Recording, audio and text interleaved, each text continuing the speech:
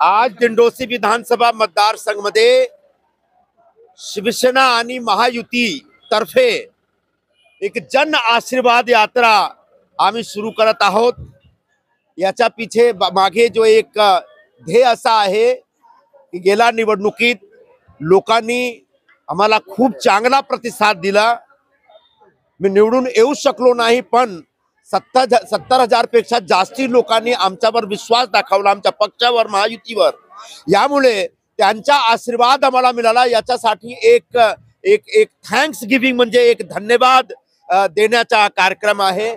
आणि आज आम्ही इकडून त्रिवेणीनगर किंवा पुरार पर्यंत आम्ही जाणार आणि सर्वांना नमस्कार करणार आणि त्याचबरोबर एवढंच सांगणार की जे काही वचने मी दिली होती निवडणुकीच्या प्रचाराच्या दरम्यान ते सगळे वचन आम्ही पूर्ण करणार आणि त्याच्यावर आम्ही उभा आहोत।